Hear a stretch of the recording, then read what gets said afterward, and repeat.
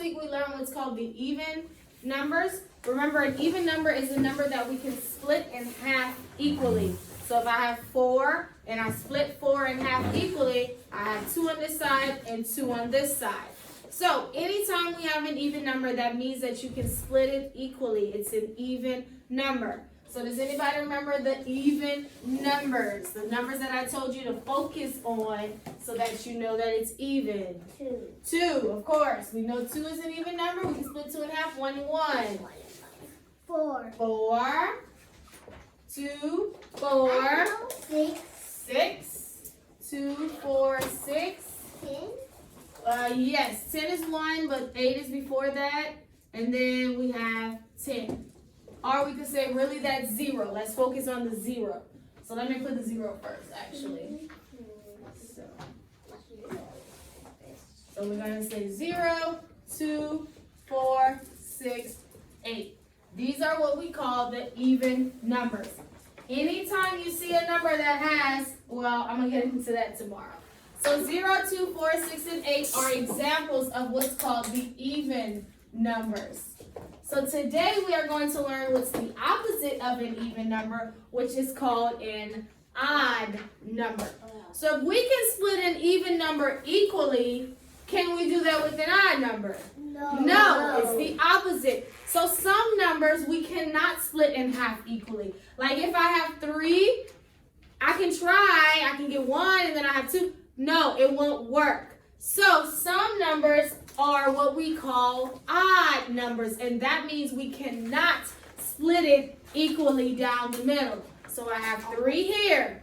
If I try to split it, is it equal? No, that's 2 and 1. Let's try this way. Is it equal? No. So these are called odd numbers. If I have 5, let's try to split it. Is it equal? No. Even if I try this way? No. So odd numbers are numbers that we cannot split equally. They're not equal on both sides and will be uneven, are what we call odd.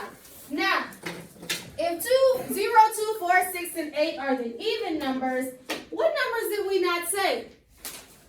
Then look at the numbers that are missing between these. What numbers did we not say because they're odd? 3. 3. There's 1 before 3 though. 1. 1. So 1 is an odd number. I can't split 1 in half. It's 1, right? Can't split 1. 3. We just did 3 for example. That's an odd number. I can't split 3. So what else? Anybody knows what else is missing? 1, 3. It was another example I gave. 0. Well, yeah, we can. We can? Yeah. Because 0 goes on, but I'm going to explain tomorrow why 0 is on there. So 5. 5, 7, 9. These are the numbers you have to keep in mind. Tomorrow's lesson, I'll go into it a little more because some numbers have like 47. How would I know if that's even or odd? I'm going to explain that tomorrow, okay? So the odd numbers that you need to keep in mind are 1, 3, 5, 7, 9. The even numbers are 0, 2, 4, 6, and 8. And the odd numbers, the numbers we cannot split equally, are 1, 3, 5, 7, 9. Usually we learn a song and it goes, even numbers are 0, 2, 4, 6, 8. Odd numbers are 1, 3, 5, 7, 9. That's the song we usually sing so that we can remember the even and odd numbers. So again, even numbers are 0, 2, 4, 6, 8. Odd numbers are 1, 3, 5, 7, 9. That's the song. So that'll help you to remember that whenever we get into double digits, trying to identify what's even and what's odd. So again, even numbers are 0, 2, 4, 6, 8. Odd numbers are 1, 3, 5, 7, 9. Okay? So these are our even numbers. We can split them equally in half. And odd numbers, we cannot split them equally in half. Okay? So I just want you to learn the difference between even and odd on today. Tomorrow we will learn how to identify numbers if they're even or odd. Why I want you to know which number, because if you memorize the even numbers and the odd numbers, it will be easy to identify what numbers are even and what numbers are odd, especially when you get into double digits, meaning 2 numbers, or even numbers with 3 numbers, how to figure out if it's even or odd, okay? Tomorrow's lesson will be on that. So this is even and this is odd. Let's go ahead and finish this number pattern up here. 14, 16, 18. What's coming next? Your 10 is coming next. 20. Thank you. 20. 10 does not come after 18. 20. What will be after 20? The pattern starts all over again. After 20. After 20. 24. No. Look, it's right here. 26. Oh. 40. No, guys, listen. We're counting by twos. 14, 16, 8, 4, 6, 8. 20. 22. The pattern starts over. Okay, we have to really work on this pattern. If you know the pattern, you'll be able to count by twos every time. Every time. After 0, you go into the 2. 22. So what will be after 22? I know how to count. Oh. Go ahead. 22, 24. 24. Look at the 4.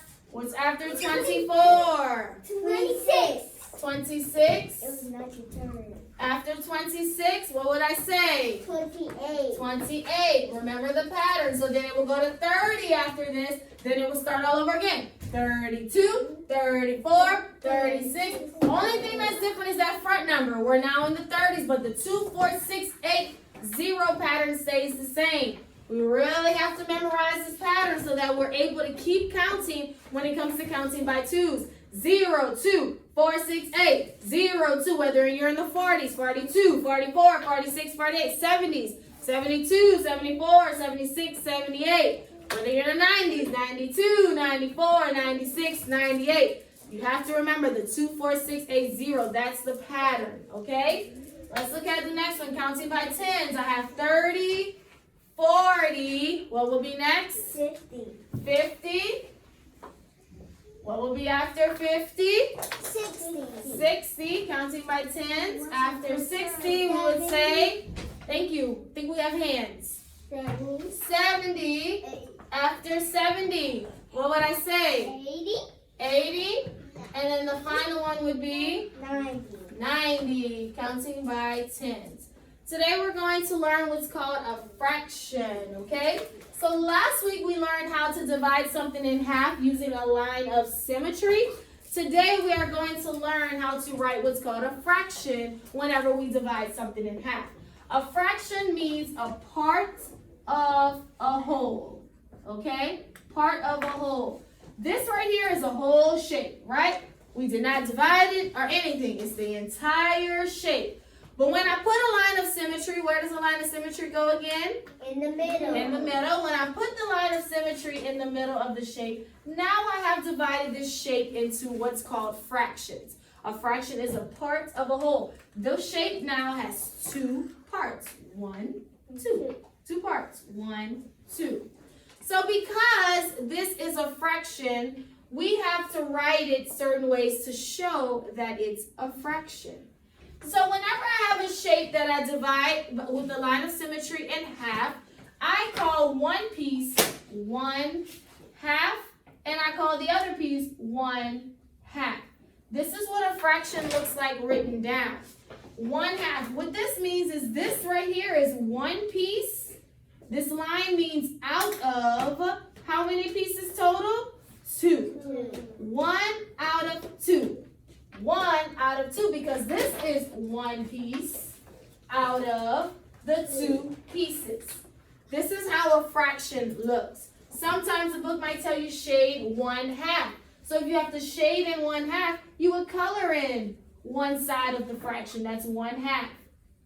Okay? So this half equals 2. That's what half means, 2. Anytime you say let's split it in half, that's 2 pieces.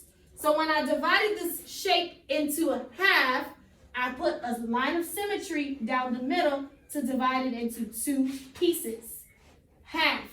That's why the 2 is on the bottom, because that's showing that it's half. So this piece is 1/2, which means 1 out of 2 pieces total. Your bottom number is always how many pieces you have total. The top number is what piece you're in now. So this is 1 piece out of 2 total. So this is called a fraction. Say that, a fraction. A fraction is a part of a whole. When you have parts of a shape, it's called fractions.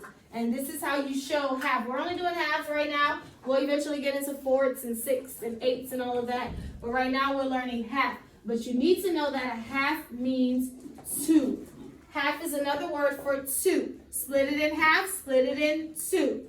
And this is how we write 1/2. 1/2. This is 1 piece out of 2 total. So we'll see it in our book on today. Okay, so that's our math lesson today on even and odd, and also the new thing we're learning with fractions. We'll practice some more on tomorrow, okay?